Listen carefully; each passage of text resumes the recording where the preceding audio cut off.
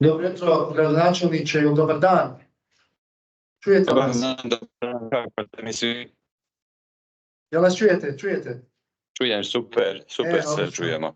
Odlično, mnogo vam hvala što ste odvojili vaše vrijeme. Znamo da ste u Zagrebu, da se obratite učesnicima i učesnicama Skupštine građana. Mi smo danas, evo ovdje upravo je u toku je glasanje, brojanje glasova utvrđenog prijedloga preporuka. Imamo 29 preporuka, vrlo onako jedna dinamična, sinergična grupa koja je došla do rezultata. Vama je proces poznat i od prošle godine.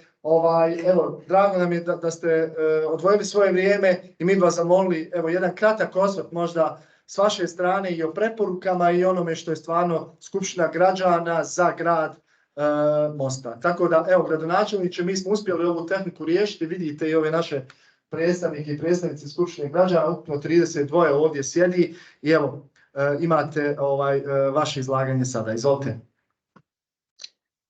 Evo, za početak hvala vam puno da ste mi omogućili da se mogu na ovaj način obratiti. Žao mi je da nisam bio u Mostaru, odnosno žao mi je da danas nisam s vama, a razlog tome je boravak moj u Zagrebu zadnjih par dana, a tema boravka u Zagrebu je jako vezana uz ovu temu. Naime, kako se pripremamo za nadolazeću turističku sezonu, svi poslovi i obveze i kontakti vezano za zračnu luku Mostar i za još nekakve projekte koje trenutno radimo su trenutno ongoing projekti koje je potrebno iskomunicirati sa drugim i državama, s turističkim zajednicama, djelatnicima u turizmu, tako da razlog tome je što sam u Zagrebu, znači zajedno sam s vama, ako ništa u temi, nisam nažalost na istom mjestu s vama, ali to ne mijenja moju nekakvu opredjeljenost da pričamo i razgovaramo upravo o temi turizma u gradu Mostaru.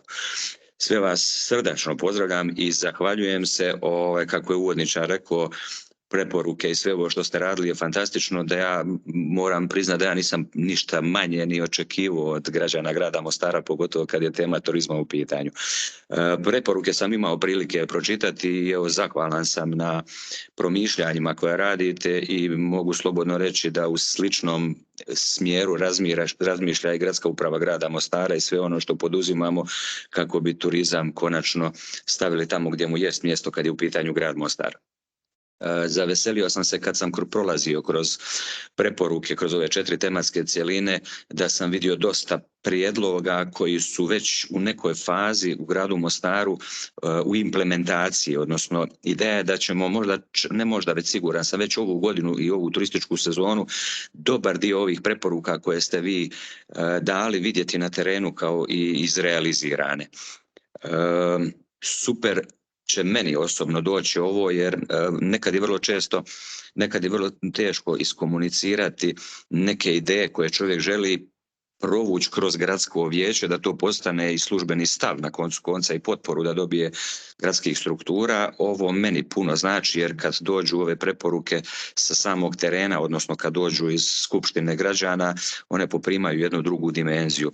Ja osobno, htio bi se i zahvaliti i čestitati svima vama na ovom dosadašnjem radu, ljudima koji organiziraju Skupštinu građana i generalno priča oko deliberativne demokracije, za koju sam, moram priznati, ja bio nekad skeptičan u kom smjeru će otići.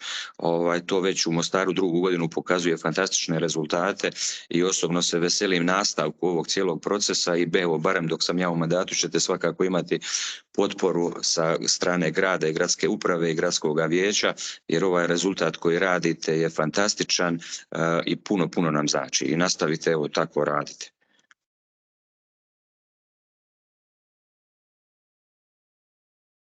Nadam se da čujete aplauze. Vidim ga dovoljno mi je, hvala vam. Još jedan put stvarno mi je žao da ne mogu podijeliti i da ne mogu biti s vama, jer fantastično, super je ovo što ste napravili, ali nije nikakav razlog da se možda mi upravo u ovom sastavu, građani i ja sa dijelom ljudi koji se bave turizmom u gradu Mostaru, nađemo i u nekom drugom skorom terminu pa malo razgovaramo. Konkretno znam da ste vi sad u vremenskom nekakvom okviru da trebamo ispoštovati i vaše vrijeme, ali bih htio razgovarati jer svi koji ste se bavili ovim temama vidjeli ste koliko intenzivno je se radilo. Turistička zajednica grada Mostara je nakon silnih godina osnovana. Radimo, vidio sam tamo projekat žičare na Hum, mogu tome pridružiti projekat žičare u Blagaju dole na Tvrđavu. Svi ti projekti su u nekoj fazi i vrlo brzo ćemo ih i komunicirati s javnošću i ovu godinu čak ih vidjeti na terenu. Tako da veselim se i trudu vašem i radu i svemu, i Mostar definitivno ima jednu strašnu perspektivu u svemu, ali kad je turizam u pitanju to je top priča. Možda jedna mala samo napomena, vidim svim i svačim smo se bavili tamo i ovim preporukama. Ono što je meni možda malo falilo, to je nismo se puno dotakli oko menadžmenta turizma, jer grad Mostar je već odavno zaslužuje da turizam, ne da nam se dešava da ljudi dođu pa nekontrolirano idu u stari grad i lutaju po Mostaru, treba se neko baviti menadžmentom, odnosno da onu gužvu u starom gradu koju svjedočimo svih ovih godina, alatima koje smo već uspostavili u gradu Mostaru, da upravljamo sa turističkim grupama, da jedan dio njih ide, primjer radi na Hum, jedan dio u Blagaj. Kad se malo rastereti stari grad, onda te grupe dolaze u stari grad, a ove koje su bile u starom gradu idu na druge lokacije. To je prevažno, to su modeli upravljanja održivog turizma. Mi ih malo i prepisujemo od drugih turističkih velikih destinacija i prilagođavamo i gradu Mostaru. To je jedan moment koji je recimo meni bio ekstremno bitan da ovu godinu već to napravimo, da ljudima koji dolaze bude ugodno u gradu, a ne da se guraju kroz uske ulice starog grada, a mislim da to može. Hvala vam puno, gospodine Kordić. Ja bih samo dodao jednu jako bitnu stvar, a to je da je grad Mostar, odnosno gradska uprava je prvi nivo vlasti u Bosni i Hercegovini koji je prepoznao značaj uključivanja građana kroz skupštine građana u deliberaciju, odnosno u komunikaciju sa gradskim vlastima. Vi ste poslužili kao primjer, evo sad također i u prošlom vikendu i naredni imamo skupštinu građana u Banja Luci, očekujemo skupštinu građana i sljedeće godine najvjerovatnije u Sarajevu. Evo, grad Mostar je zaista primjer dobre prakse, a posebno jer imamo drugu skupštinu građana, što znači da imamo i neki kontinuitet i održivost koja se nadamo da će biti i u trećoj skupštini građana. Na tome vas ja zaista zahvaljujem i vašem timu u gradskoj upravi, posebno Vanji i Bojanu koji su nevjerovatan posao u pozadini odradili. To ja mislim treba stalno spominjati, jer ste vi preuzeli odgovornost da ovo što smo mi danas dobili, 29 preporuka građana, bude i izrađeno, a nadam se na kraju i realizirano. Hvala vam puno još jednom. Ja vam zaista na tome čestitam. Evo ima jedna molba za gradonačelnika. Naravno.